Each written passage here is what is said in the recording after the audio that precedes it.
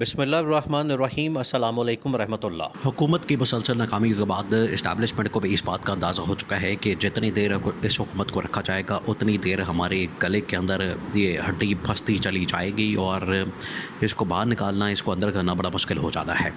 حکومت ایک ہڈی کی طرح بن چکی ہے، کیونکہ آپ اس کو جتنا مرضی دیر رکھیں گے یہ آپ کے لیے مسائل پیدا کرے گی۔ یہ کبھی بھی آپ کے لیے سلوشن، کیونکہ حکومت سلوشن اینڈ کے اوپر کھڑی نہیں، حکومت آئی ہے ایک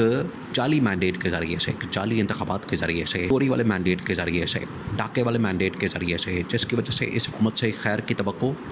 نہیں کی جا سکتی، ان سے سلوشن نہیں لیا جا سکتا۔ یہ آپ کو ہمیشہ اسی طرح سے مروا کے دم لے کے۔ اب آپ دیکھیں کہ پچھلے 6 مہینے کے اندر جو واقعات ہوئے ہیں،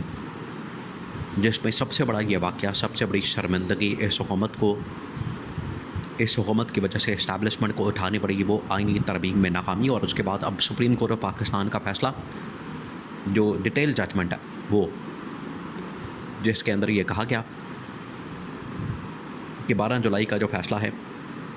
مینوئن اس کے اوپر عمل درآمد کیا جائے اور عمران خان اور PTI کو نشستیں واپس کی جائیں۔ یہ ڈیٹیل ججمنٹ 8 ججز کی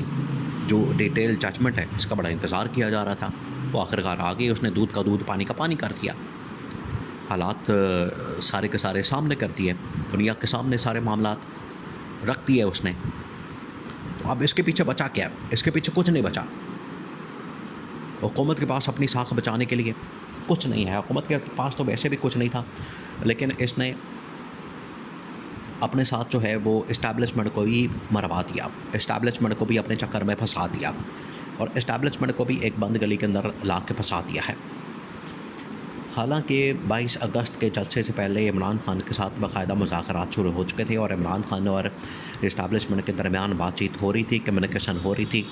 لیکن بیچ میں حکومت نے پھر لچ تلا۔ جب اسٹیبلشمنٹ نے کہا کہ ہم پاکستان کے اندر اپنا جلسہ اس وقت افورڈ نہیں کر سکتے PTI کا، کیونکہ اسلام آباد کے اندر مذہبی جماعتیں آ کے بیٹھی ہیں،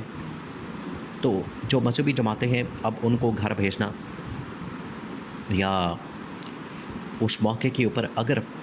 ہلکی سی بھی کوئی چھیڑ چھاڑ کی گئی تو پاکستان کے اندر ایک نیا انتشار، خلفشار، ایک خانہ جنگی کا ماحول بن سکتا ہے، جس کی وجہ سے عمران خان کے جلسے کو ملتوی کیا جائے۔ تو عمران خان نے اسٹیبلشمنٹ کی بات کو مانتے ہوئے پاکستان میں جلسے ملتوی کر دیا، اور اس کے بعد پھر عمران خان نے جلسوں کی سیریز کا آغاز کر دیا۔ اب عمران خان اسلام آباد کے بعد لاہور کے بعد راولپنڈی کے بعد پھر لاہور کے اندر، تو عمران خان دوبارہ سے ایک جلسوں کا پورا پلان اور شیڈیول دے چکا ہے۔ اور جس طریقے سے عمران خان اپنی پاپولیرٹی کو ثابت کر رہا ہے، جس طریقے سے عمران خان اپنی مقبولیت کو ثابت کر رہا ہے، اس سے ظاہر ہوتا ہے کہ اسٹیبلشمنٹ کو بھی اس بات کی ریئلائزیشن ہو رہی ہے۔ یہ جو آخری جلسہ ہوا ہے لاہور کے اندر، اس نے بھی بہت بڑا امپیکٹ کریٹ کیا ہے۔ حالانکہ اس کے اندر بہت ساری لیڈرشپ نہیں پہنچ سکی، علی امین گنڈا پور کو وہاں پر بات نہیں کرنے دی، اور جان بوجھ کر اس کو لیٹ کیا گیا تاکہ وہ اسٹیج کے اوپر نہ آ سکے، کیونکہ وہاں پر ان لوگوں نے ایک شرط کے اوپر سائن کر دیے تھے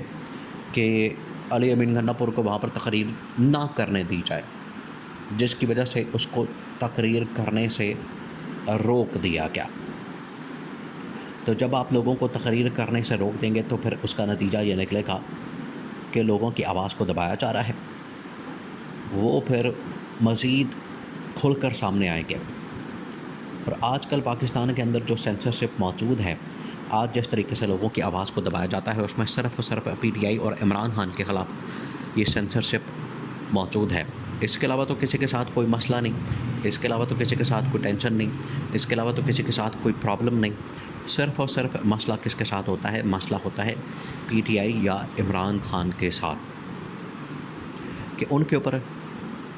ہمیشہ سے انتقامی کارروائی ہو رہی ہے پچھلے 2-2.5 سال سے، اور جب بھی ان کی جانب سے کوئی جلسہ کیا جاتا ہے، ان کی جانب سے کوئی تقریر کی جاتی ہے، ان کی جانب سے کوئی ٹاک شو کیا جاتا ہے، ان کی جانب سے کوئی پریس کانفرنس کی جاتی ہے، ایون کہ ان کی جانب سے کوئی پٹیشن ہائی کورٹ میں، سپریم کورٹ میں دائر کی جاتی ہے، تو اس میں بھی رکاوٹیں پیدا کی جاتی ہیں۔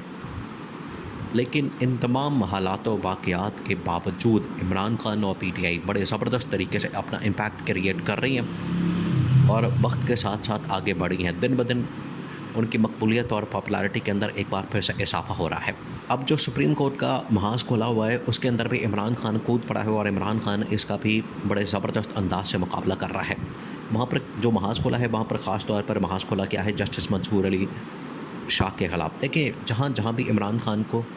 ہلکی سی بھی سپورٹ ملے گی حکومت کے مطابق ججز کے اندر بہت سارے پی ٹی آئی کے سپورٹر موجود ہیں اور یہ جو ججز ہیں ان کو کنٹرول کرنے کے لیے ان کو مینج کرنے کے لیے ان کو کسی طرح سے دور رکھنے کے لیے یہ آئینی ترمیم کر کے آئینی ترمیم کرنے کے بعد جو ججز ہیں ان کو مینج کیا جائے ان کو کنٹرول کیا جائے ان کو اپنی جیب میں کیا جائے یا ان کو اتنا پریشرائز کر دیا جائے کہ وہ خود بخود استعفیٰ دے کے چلے جائیں. یہ ہے اس کے پیچھے سازش جو اس وقت آئینی ترمیم کی آپ باتیں سنتے ہیں. آئینی ترمیم میں تو یہ ویسے ہی ناکام ہو چکے ہیں. ادھر سے مولانا فضل الرحمان نے بھی انکار کر دیا ہے. مولانا کے انکار کے بعد اب دیکھیں یہ مولانا کے پاس نہیں جا رہی, کوئی بات نہیں کر رہے. ادھر سے انہوں نے ڈنڈا دیا ہوا ہے. بلاول بھٹو نے جس طریقے سے پریس کانفرنس کی ایک موقع پر بار سے سندھ ہائی کورٹ بار سے اس نے خطاب کیا, اس موقع پر اس نے کہا کہ ہم نے تو ترمیم لانی ہی لانی ہے. تو اس کا مطلب یہ ہے کہ انہوں نے اب جو ترمیم لانی ہے وہ لانی ہے 63A کو چینج کر کے اس کو تبدیل کر کے اس کی انٹرپریٹیشن کو بدل کے, جو یہ ہے کہ کوئی بھی ممبران قومی اسمبلی میں سے اپنی پارٹی کو چینج کر کے دوسری پارٹی کو ووٹ نہیں دے سکتا. یہ ہے 63A. یہاں پر یہ کیا کریں گے کیونکہ اب پی ٹی آئی کے بندے ان کو چاہیے لیکن ادھر سے پابندی لگی ہوئی ہے. تو پابندی کیسے ختم ہو سکتی ہے؟ وہ 63A کے اوپر جو انہوں نے ایک بینچ بنا دیا ہے قاضی فائز عیسیٰ کی سربراہی میں, وہاں سے یہ بینچ سے یہ فیصلہ حکومت کے حق میں کروائیں گے اور حکومت کے حق میں کروانے کے بعد پی ٹی آئی کے بندے توڑ کے آئینی ترمیم کے لیے نمبر گیم پورا کیا جائے گا اور پھر یہ آئینی ترمیم پاس کی جائے گی. آپ دیکھیں کہ جس آئینی ترمیم کو کروانے کے لیے جو حربے ہتھ کنڈے اور 2 نمبر طریقے استعمال کیے جا رہے ہیں اس آئینی ترمیم کی اخلاقی حیثیت کیا ہوگی آپ خود اندازہ کریں کہ ان کے پاس 2/3 میجورٹی نہیں. یا تو پھر آپ پی ٹی آئی کو بھی اپنے ساتھ ملائیں, پی ٹی آئی کو بھی اس معاملے کے اوپر کنونس کریں اور تمام سیاسی جماعتیں مل کر چاہے 8 مہینے لگ جائیں 10 مہینے لگ جائیں 12 مہینے لگ جائیں مل کر اگر نظام کے اندر ریفارمز کی اتنی ضرورت ہے آپ کو تو سب مل کر یہ کام کریں. لیکن نہیں, اس وجہ سے آئینی ترمیم کرنا ان کے لیے مشکل ہے. کر بھی لیں گے تو پاس جائیں گے, پھر بھی مینڈیٹ واپس کر کے عمران خان کو وزیر اعظم بنانا پڑے گا.